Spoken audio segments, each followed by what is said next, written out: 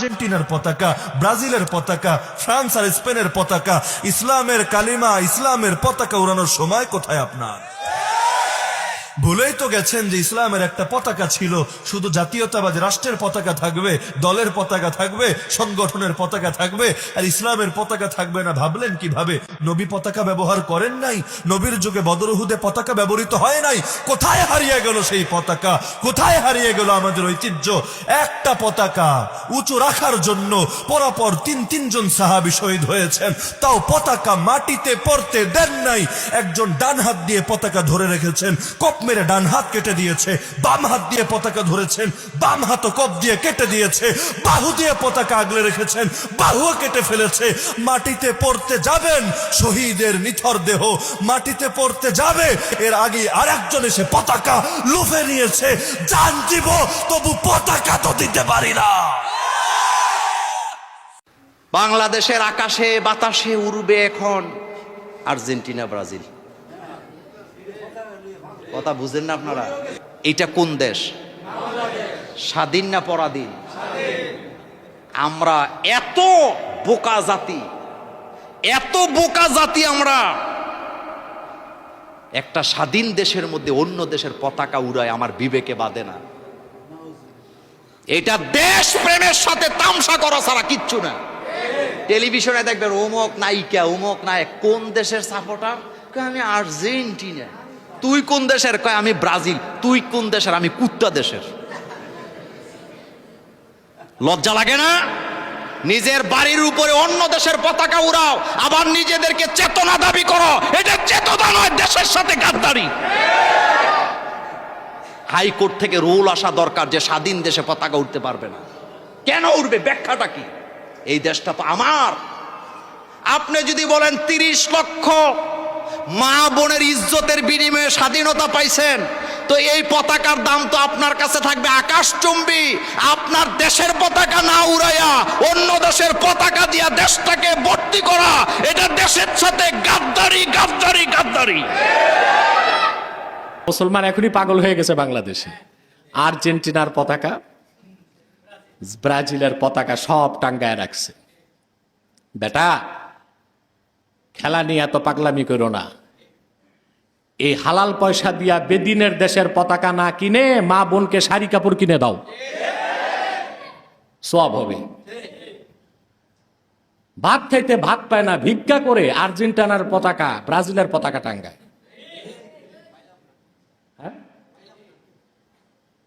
বাংলাদেশের কি লাভ? ছাগলের 3 নম্বর বাচ্চার মতো এমনি লাফাচ্ছে। আগামী 200 বছরও তো বাংলাদেশ বিশ্বকাপে যাবে না।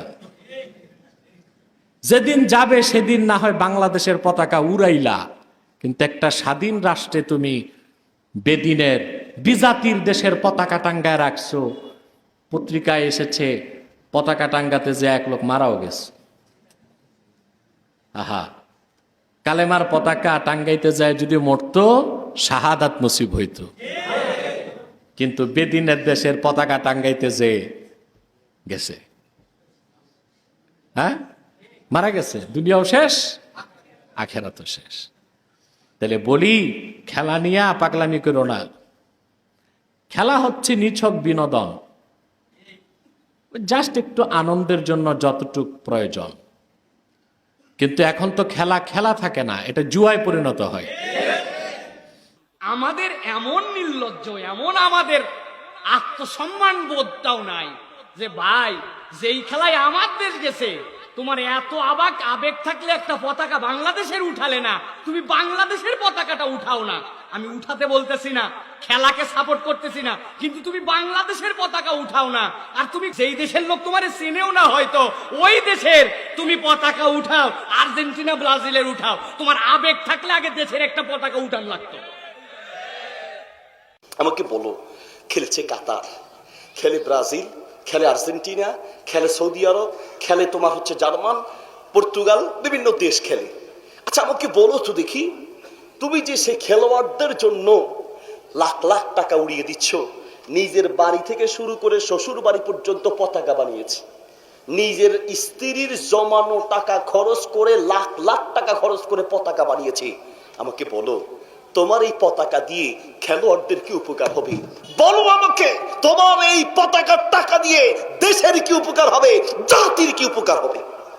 আরে তোমার কাছে লাখ টাকার কোনো দাম নেই, তোমার কাছে 1000 টাকার কোনো দাম নেই।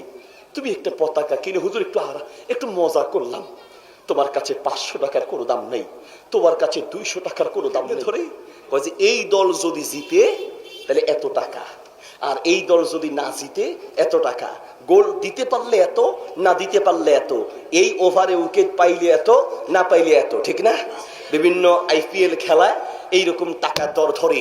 ওয়াল্লাহ তাল্লা বিল্লাহ, আল্লাহর কসম করে বলছি, তুমি এই ধরনের যে জুয়া খেলে, এই ধরনের যে জুয়া খেলায় অংশগ্রহণ করছো, আল্লাহর নবী বলেন সালাসাতুন লা তাদখুলুনাল জান্নাহ, 3 ধরনের ব্যক্তি জান্নাতে যেতে পারবে না। 1 মান্নান, যারা দান করে মানুষকে খোটা দেয়। 2 আলা কুলি ওয়ালিদাইহি, যারা পিতামাতার অবাধ্য হয়। 3 নাম্বার আল কম্মার, যারা জুয়া খেলে, যারা অংশগ্রহণ করে, যারা সুযোগ করে দেয়, যারা সমর্থন করে, এরা আল্লাহর জান্নাতের মেহমান হতে পারবে না।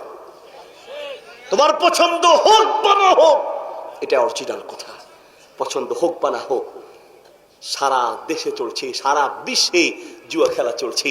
তুমি মনে করছো আর্জেন্টিনার ব্রাজিল খেলছে, ওই খেলছে, সেই খেলছে। আরে বাবা, তোমার পছন্দ হয় তুমি করো, কিন্তু আমাকে বলার জন্য অন্তত সুযোগ দাও না। হুজুর এইসব বলা যাবে না, তাহলে বলবোটা কি? বলতে তো আমাকে হবেই রে ভাই।